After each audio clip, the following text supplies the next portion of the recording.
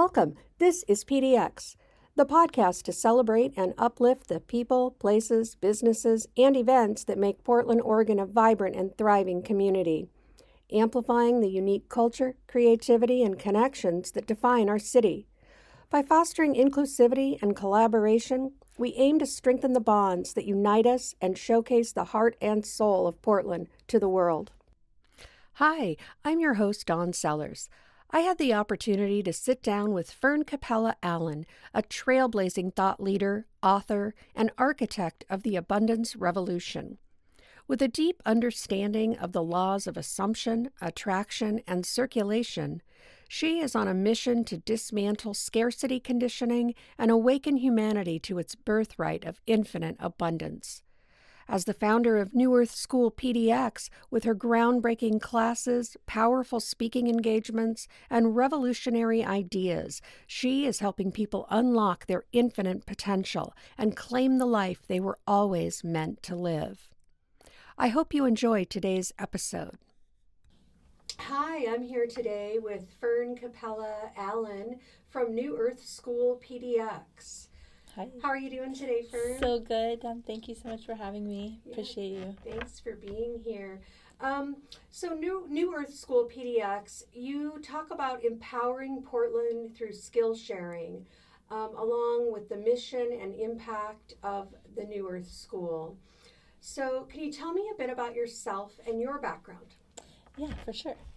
I have lived in Portland for 20 plus years, probably 23, 24 years, and have been a local activist and poet and songwriter, singer in a band, have had many creative endeavors here in Portland, and have been involved with many different communities, especially right now the ecstatic dance community. I've been dancing with them for 15 years and doing different events, and so I just have a lot of experience in Portland in many different community endeavors and organizations, starting from the 9/11 activism that came up, and I think we were just talking about it, but yeah, I've been an activist for a very long time, a human rights activist, and one of the things that I've sort of found over the many years that I've been in Portland and experiencing the changes here is that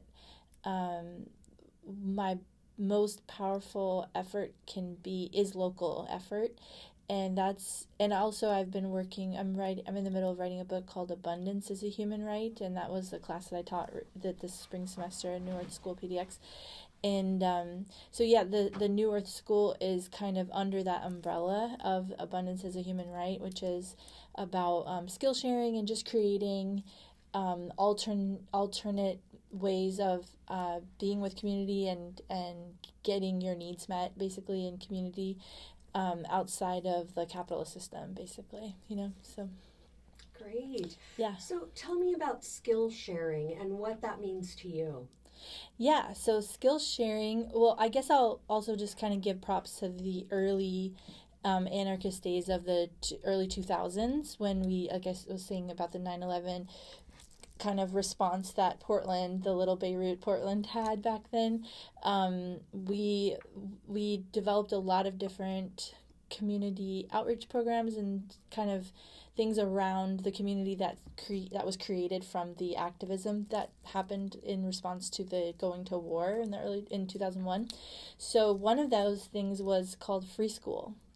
And Free School was truly free school, and it was for adults. It was adult free school. I remember that. You remember Free School? Yeah, so that's where Earth School PDX comes from. Wonderful. Yeah, totally. So basically, Free School there was a calendar online, and anyone could put up a class, and they were often at like coffee shops, at bookstores, people's homes, and parks, wherever, like free places. And you would put up a class and teach anything you were interested in teaching, and then anyone could go for free. So you taught for free and you went for free, and the entire thing was for free. So yeah, we did that for a few years and then just kind of fell off. And around last year, I felt with the new age dawning of the age of Aquarius, just like things really shifting, and the more of a human empowerment happening, it was time again for free school to come back. But I didn't call it free school because it's not exactly free. It's very affordable. So it was $5 for students to come in and free for teachers to teach and take other classes for free. So that's the skill sharing aspect, is basically sort of circumventing the systems, like the institutions, and saying like, you're inherently knowledgeable about something. Like, we've all done something for a long time and we love it. You know, we're passionate about stuff and we're experts at things, you know, almost everyone. And it starts with inherent trust that we believe you. Like, we believe you that you are good at something and you're so good at it that you're willing to teach a 6-week course on it. And that you have that much information, you know, to share, and that much kind of passion about that particular subject. So you would teach one class for free, and then you can take any class for that whole semester for free as well. So there were 4 hours of classes this last spring semester that just ended on Tuesday. It was a 6-week course, 6 weeks of Tuesday nights. So if you taught one class, you could take the other 3 for free. So you're kind of getting 3, giving 1, giving 3, you know, and then students were just paying the $5. And yeah, and the same thing with students. It's like, you don't necessarily have to go for a degree or go pay, you know, exorbitant amounts to learn about something that you're interested in. And it's also not accredited. So it's really just kind of like learning for the sake of knowledge and learning for the sake of acquiring skills. We had like bike repair, actual repairing of bikes, so you could just bring your bike in and get it repaired, or you could learn how to repair bikes at the same time. So that was for $5 if you're a student and free for teachers, you know. Mm-hmm. Yeah, and that was just one of the things we have, like intro to AI and meditation and Bitcoin basics, sexual healing. I did the abundance as a human right thing. We had dance classes and singing classes, art, abstract art, jewelry art. So many different ways of kind of like learning a new skill. And also what I love about it for the skill sharing aspect is the top of mind that the person who's teaching can, you know, achieve, which is kind of like, yes, I am an expert in this field. And it's like an opportunity to kind of showcase your skills and, you know, be known. It's great advertisement, you know, so yeah, there's like, I like the multiplicity of like the ability to get so much out of the one experience, you know. Yeah, it sounds like it's more of a movement, a community movement of education. Now, your teachers, are they accredited at all, or is it just life experience that brings them to share what they're teaching? Yeah, that they're definitely not accredited. So it's on purpose that way. They know what they know because they've known it, because they know it, you know. And that's kind of the like us affirming ourselves, you know, like no longer getting like approval from some big, you know, big brother or whatever, just saying like, no, I'm good at this, like I'm positive, I'm amazing at it, and I don't need to like go through some kind of rigmarole or get some certification to know that I've been doing this for 20 years and I'm the one, you know, like everyone should come to me. And because yeah, it's just sort of like opens the door. When you have accreditations and all those things, they kind of make the doorway very thin, you know, so you have to pay a lot of money to start to get into those things, and this just opens the door and empowers. It's a lot about like empowerment, really, you know, and saying like, we trust you, you're probably amazing at that, give it a shot, and then if it works, you know, like, so it's very experimental at this time too, which I love, you know. So I think it's evolving. This is our 2nd year doing it, so I think it's like, it, you know, like the salient aspects of it are going to continue to rise to the surface, and we're going to keep forming kind of like more, already there's amazing value in what's happening, and I think that's just going to continue to like grow, you know. Yeah, it sounds like there's a real community impact for members of the Portland community. Do you have any stories or examples of specific impact, like maybe students who have had a light bulb moment, or teachers, anything you could share? Yeah.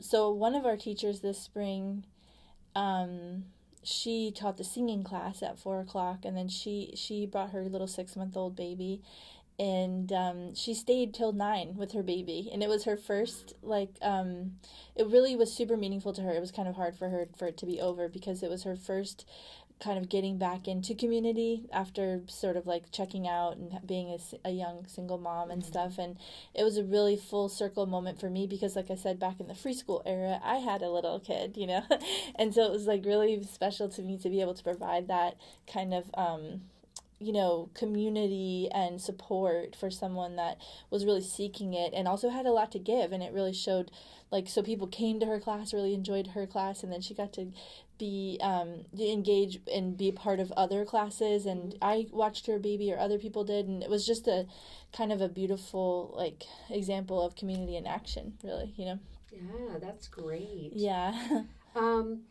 So tell me about the inclusivity and accessibility for students and teachers.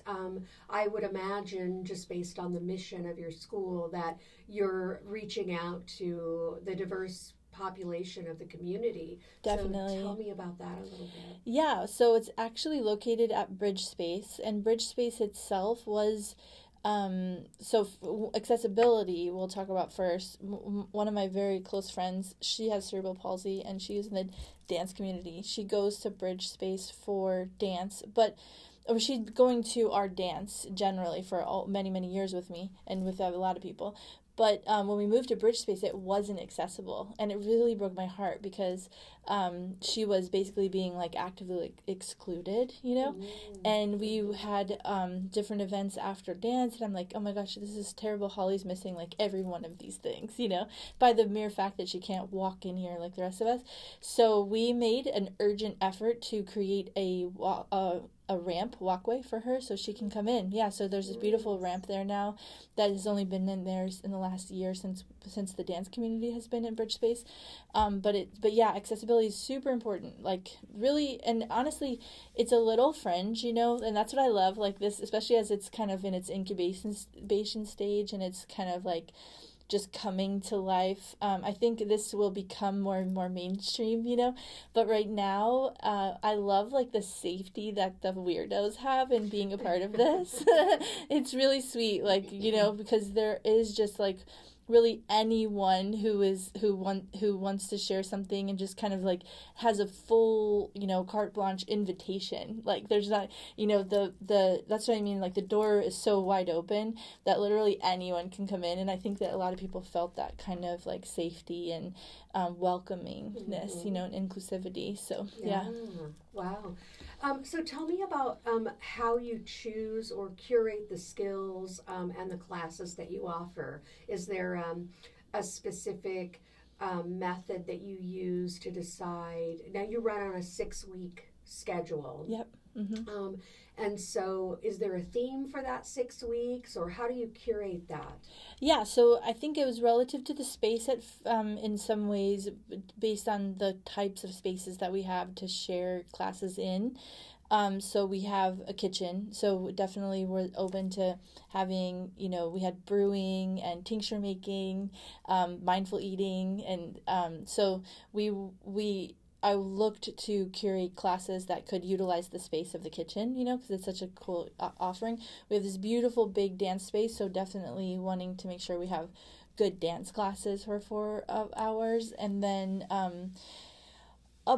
right now, I think that it leaned a little heavy on the woo, like on the, like, kind of mindfulness and the, like, co-regulation and the, kind of like conscious listening and all that kind of stuff, which I think is super valuable. And really, where else are you finding that entirely, So, especially at this kind of, in this sort of environment.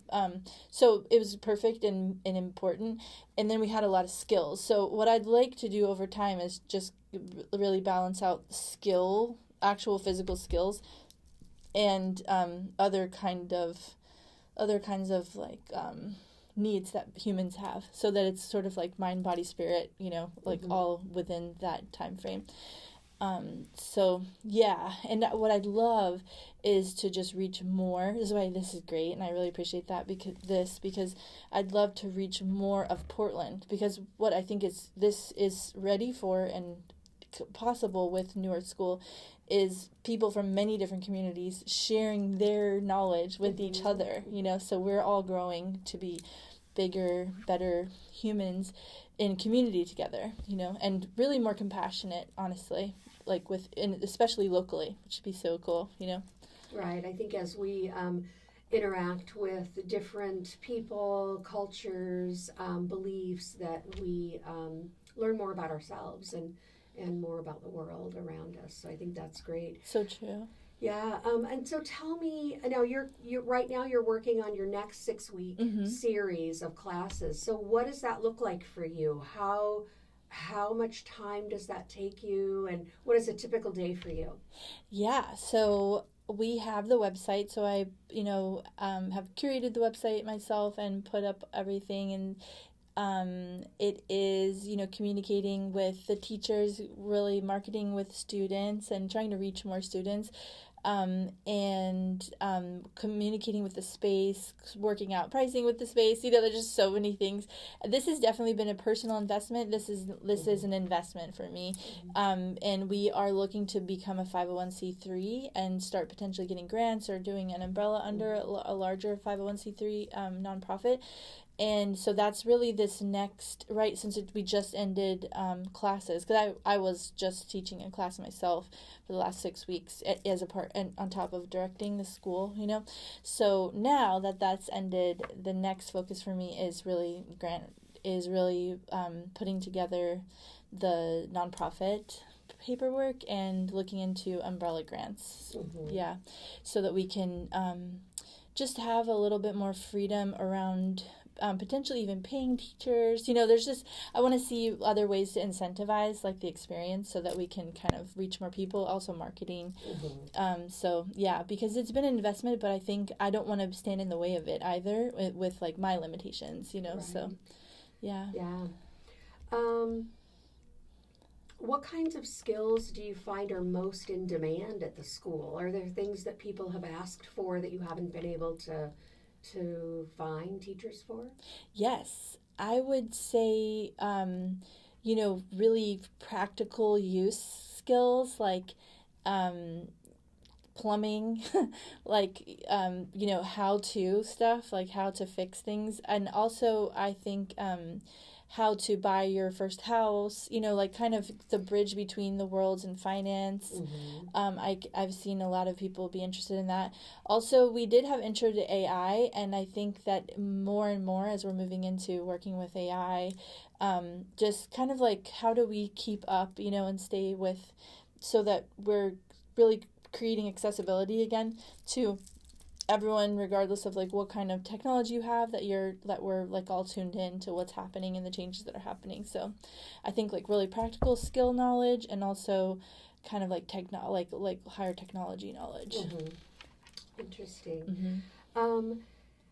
Is there anything that you've personally learned about community building while building this school? Yeah, I feel like I've learned so much. One is I've learned that the new age there's no superhero in the new age. Like there's no one person that's taking us all to the next place, it really is us doing it together. And if you have a hero complex, you're gaining again in the way of the evolution of humanity itself. And so I've had to be humbled in that myself, because I've often been like, okay, I'll just do it myself, because I have all the energy and the time and the inspiration and blah blah, and I'll just kind of like want to just do it myself, and that's not the right way to do it. So I've learned a lot about that community is super valuable, and really the value comes from the people themselves and their ideas and their inspirations, and getting out of the way and making space, like asking for help, when help is needed, and making space for people to kind of like offer their own contribution. Yeah, I think that can be hard for us sometimes. I do the same thing, and this is PDX is really about that, about building community, and much of what you're doing with the New Earth School. So tell me, is there anything that surprised you about the classes or skills that people have asked to learn about? Yeah, I would say the kind of the depth of curiosity that people have, like the sexual healing, that was a really powerful class. And there was one class that I didn't accept, which is really interesting because I have made it very open and doors wide open. Anyone can come in and teach anything that they want to teach. But there was one that was BDSM focused, and it made me uncomfortable because I didn't really want to be in it monitoring it myself, and I felt like there was like involved toys and different like restraints and stuff, and I was like, I don't know if I felt really comfortable about it, so I had to decline it. But it was interesting that even came up, and that kind of like brought a whole new you have to keep learning. And so it was like, okay, I'm saying that this is completely open, but what does that really mean, right. In the end, like, because I do have to have boundaries around like my sense of what is acceptable for the space and like liabilities and I don't know, And we also at the same time this time had a family dance movement class, so there were some kids that came in and were welcome to come in, and the kids have always been welcome, but this one was like really geared towards families dancing together. So that was kind of going to happen at the same time. So there's so many nuances about, like making this wide open. Everyone has, you're just, honestly, you're so surprised by like what people are passionate about, Mm-hmm. and what they already know and are great at. It's so unique to them. So, and people, really anyone I have talked to over the last year has been like, well, what would I do? Like everyone kind of like right. goes into the building a 6-week course just out of like, the things that they know. So it's cool. It's kind of cool and definitely always surprising for sure. Yeah. I mean, you've talked a little bit about how Portland's unique culture has kind of shaped the school. Yeah. And how you've had to draw some boundaries within that. Is there anything that you want to share about that, about Portland's culture and how that's influenced the school? Yeah, well, one of the classes we had recently was allyship, which I thought was really fascinating. And it was taught by this gentleman named Wendell. And yeah, he helped people kind of understand their participation and like just a 360 view on like what we're as we are going to help, how are we helping, is what's helpful, and just different things. So yeah, I mean, that is one of example. And then definitely and I think it's the communities I'm in, which are very Portland communities, I'll be honest. They're very like creative communities, but also like sort of spiritual communities. And I think we don't really realize how different we are here, like our style and our flair and our whole vibe. It's very like far over to the Wild West, like we're over here in our own world of openness and thoughts, like especially spirituality and stuff. There's just it's kind of like but so here's the thing is that I think that that's super beautiful, and I also am interested in the bridge between the worlds. Like I would love people to kind of feel welcome to access a lot of those different, mindfulness techniques and, like co-regulation classes and stuff, but where they didn't really have access to that before. And then I'd also love like those people to find things outside of that, so that it's not so kind of like insular, and because Portland also can be potentially a little insular, where it's like yeah, where it's just like way over here. And so I think that part of my I'm a little bit of an agitator and a little bit of like a contra, like not like in a negative way, but just like a chakra activator, so where we might just get kind of like complacent. I'm not interested in complacency, so I think part of this is me kind of continually sort of pushing it along, going like, how can we like grow and not get comfortable, like too comfortable. So yeah, that's a great point. When you are out talking to people about New Earth School, Are there any misconceptions that come up, people's thoughts about what you're doing there that you have to clear up? Yeah, definitely. I think one is there's a couple. One is people kind of are, so people are still in the old world in a lot of ways, and this is very like futuristic, in some ways. And so, one would be like accreditation, people are like, oh, I can't really get credit for this, and it's like, it's not really about that, and then it's also only $5 for students to come, and I think people are equating the value of the class with the price of the class, and that's the same thing. Like I'm basing it off of free school where it's like just accessible AF, but other people are sort of going like, oh, it must only be worth $5, Right. and it's like, no, it's just that we're making it like as easy for you to come in as like it's not even the money does not represent the same thing in this world that we're building here. Money is kind of just to pay the rent. Really, the value is the value you bring in as a cooperative member of this community. Like you showing up is the money, Right. like, yeah, and them sharing what they're sharing, it is priceless, really. There's really no price to put on what they're sharing with you. So that we're just kind of like letting that be a little sprinkle to pay the space, but we're not like equating dollar for dollar here.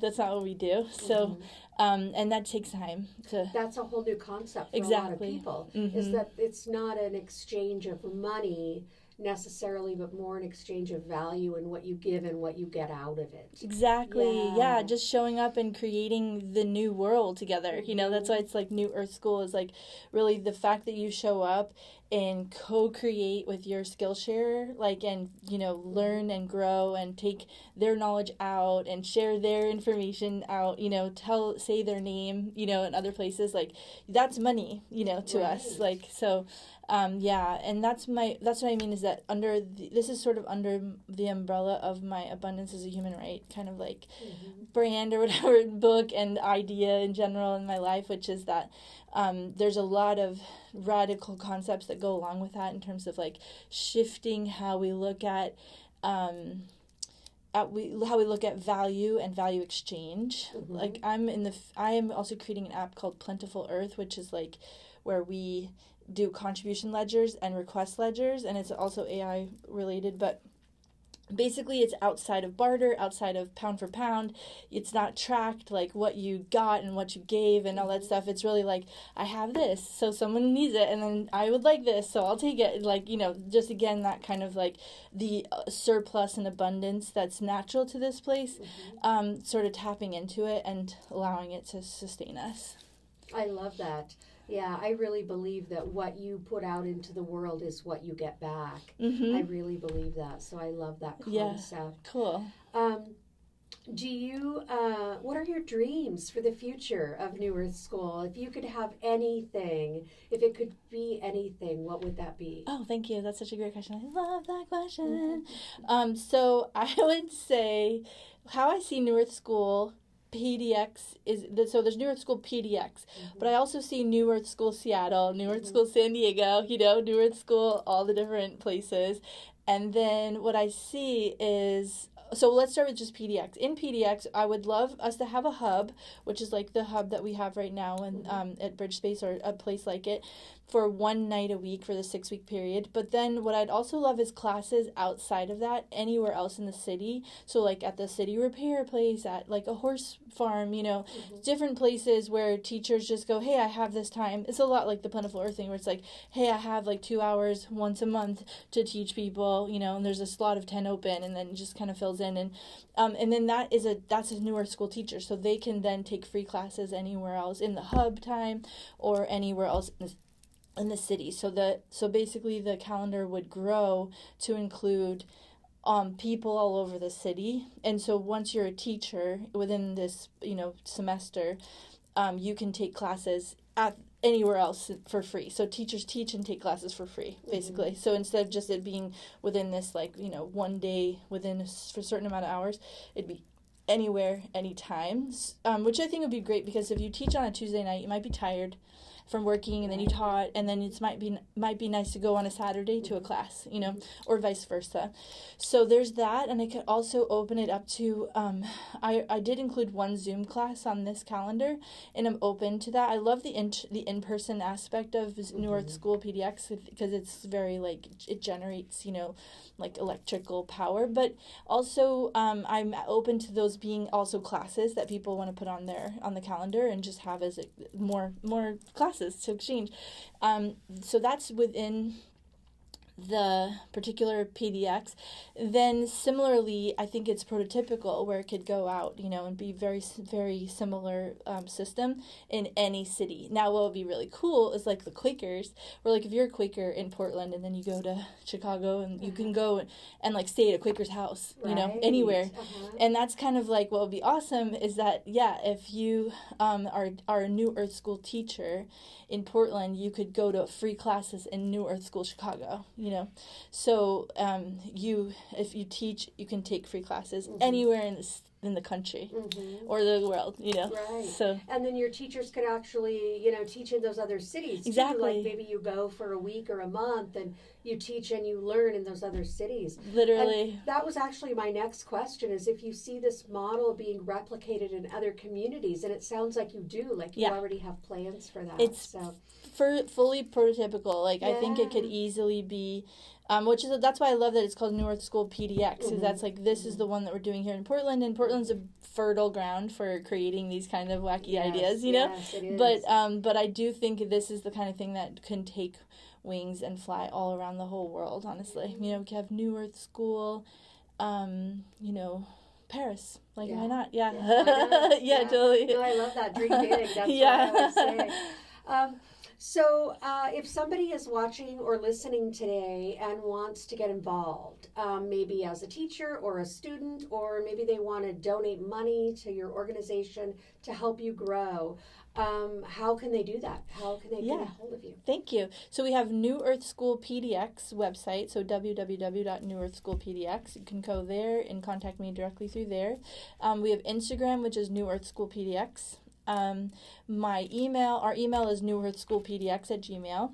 And then the Venmo is just at New Earth School. So Venmo's at New Earth School. If someone just wants to angel us some money, we'll totally take it. I know that Bridge Space would like to get a few more dollars, because they've been really super generous as well. But it's basically New Earth School PDX. If you look that up, like at New Earth School PDX or www.newearthschoolpdx, you'll find me. Yeah, great. And in closing, if you could leave the listeners or viewers with one message about the power of skill sharing, what would that be?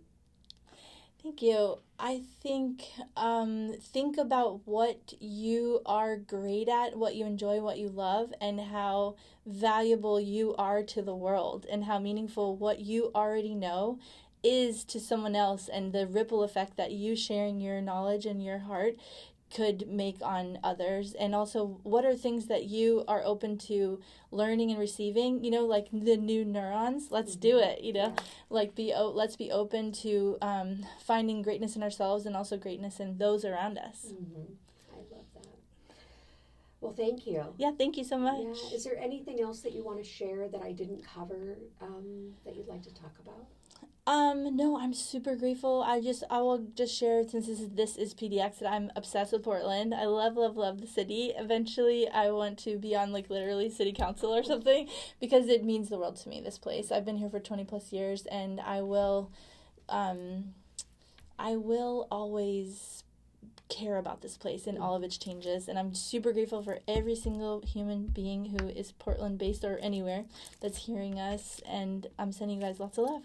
Yeah, wonderful. Thank you. Yeah, thank you guys. Thanks for joining us today on This is PDX. If you enjoyed today's episode, take a moment to follow, like, or leave a comment. Better yet, tell your friends by sharing this episode with them. Follow us on Instagram at thisispdx.or, on Facebook at thisispdx. Watch this episode on YouTube at This is PDX Now. Thanks to NetSpace for sponsoring This is PDX.